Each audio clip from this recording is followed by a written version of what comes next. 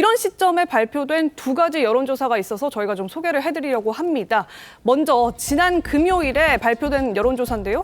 장내 정치 지도자 선호도를 조사했는데 이재명 전 대표 37%, 그리고 국민의힘 후보로는 김문수, 홍준표, 한동훈, 이준석 개혁신당 각각 9, 5, 4, 2%를 얻었는데 그 뒤로 한덕수 대행의 수치가 처음 나왔습니다. 보시는 것처럼 이준석, 오세훈, 안철수와 같은 수치인 2%를 기록한 게 눈길을 끌었다. 이런 해석들이 같이 나왔는데요. 여기에 더해서 주말을 지난 오늘 발표된 여론조사 있습니다. 여야 대선 주자 선호도입니다. 이재명 48.8%, 그리고 여권 주자들 보면요. 김문수 10.9, 한덕수 대행이 8.6%를 기록했습니다. 그 뒤로 한동훈 6.2, 홍준표 5.2, 이준석 3.0의 수치가 나온 겁니다. 여권 주자들 사이에는 물론 오차범위 내 박빙 구도를 형성하는 것처럼 보이긴 합니다만 한 대행의 수치가 저렇게 점차 늘어나는 듯한, 물론 각자 조사는 다릅니다만 수치가 점점 커지는 듯한 모습을 보이는 것이 실제로 여권 지지자들의 지지를 좀 받고 있는 것 아니냐. 한 대행의 입지가 좀 커지고 있는 것 아니냐 해석이 물론 나오거든요. 갤럽은 면접조사고요. 그다음에 지금 그 리얼미터는 ARS 조사이기 때문에 그 두 개를 단순 비교하는 것은 뭐 불가능하고 네. 해서는 안 될 거지만 적어도 전체적인 이 흐름을 보면 네. 한덕수 대행은 사실 지난 금요일에 발표된 거는 화수목을 조사한 거예요. 그래서 금요일에 발표했는데 2%라는 거는 처음 등장한 거예요. 네, 첫 갤럽의 장내 정치 지도자 조사에서 한덕수 대행이 처음 등장한 것이 2%로 이제 시작을 한 거고요. 그 이후에 그 민주당에서 사실은 한덕수 대행에 대한 여러 가지 공격들이 있었어요. 특히 지난 금요일에 집중됐어요. 민주당이 공격을 하면 국민의힘 후보가 뜨게 마련이에요. 표적이 되니까. 아마 저런 흐름은요. 민주당이 어떻게 하느냐에 따라서는 더 커질 수도 있어요.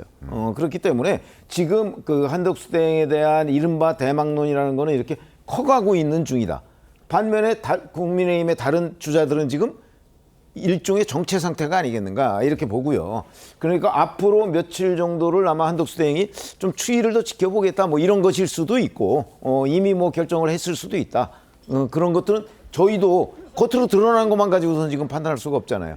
근데 드러나는 그 여론조사 두 개의 상황만 놓고 보면 한덕수 대행의 지지율이 이 국민의힘 지지층 중에서 올라가고 있는 거는 거의 확인이 되는 것 아닌가 이렇게 볼 수 있습니다. 정 의원님 어떻습니까? 지금 민주당이 한덕수 대행을 때리면 때릴수록 한 대행 지지가 더 올라갈 거라고 하거든요. 지금 실제로 지금 8.6%라는 지지도 별로 적은 수치는 아닌 것 같은데 이 흐름 좀 어떻게 보십니까? 네, 뭐 민주당이 때려서 그랬다기보다는 저는 보수층들이 아마 저 두 가지 이유가 있을 것 같습니다. 이제 출마 선언을 하지 않은 상태에서도 이 정도의 여론조사가 나왔다는 것은 첫 번째로는 지금 현재 시대의 정신인 거죠. 안정과 관리가 필요한 사람이 필요하다라는 것이 아마 보수 지지층에서 아마 그런 여론이 형성됐을 것 같고, 두 번째는 이제 중도 확장입니다. 지금 오세훈 후보가 또 후보를 출마를 하지 않기로 했었고, 그런 유승민 의원도 출마를 하지 않는다고 한 이 상태에서 도대체 보수에서 중도 확장을 할 수 있는 인물이 누구일까? 네. 이런 고민들이 있어서 나온 것인데,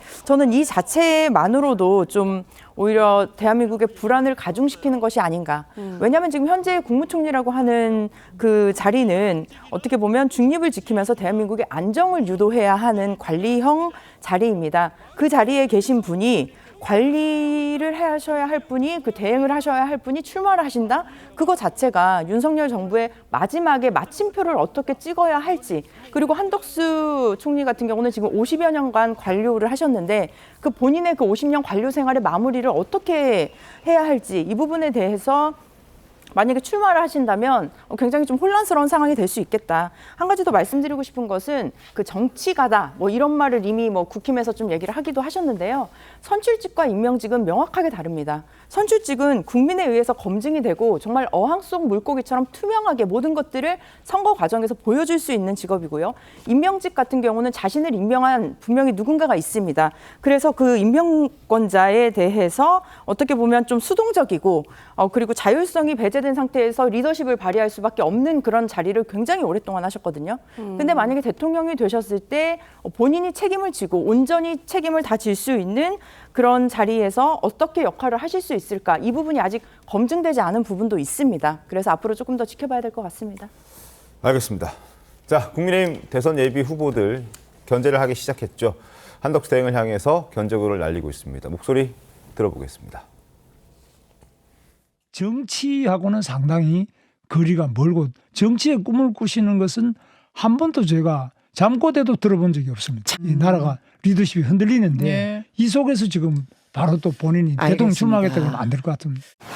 한덕수 총리 부분은 아마 굉장히 답답한 부분이 있어서 많은 분들이 걱정 속에서 다양한 상상력을 이야기하고 있다고 생각을 하는데요. 대행으로서의 그 역할에 집중해 주실 것을 또 부탁드리고 싶습니다.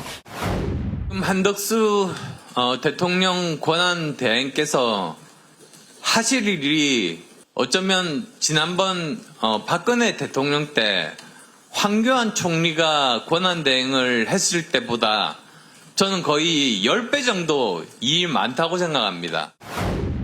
저는 한덕수 총리님을 개인적으로 굉장히 좋아해요. 예. 그런데 그분이 예. 지금 이렇게 경선에 참여할 기회가 있었음에도 불구하고 안 오신 다음에 나중에 우리 당에서 만들어진 후보와 단일화한 그런 방식의 그런 꼼수를 택하실 분이 아니에요.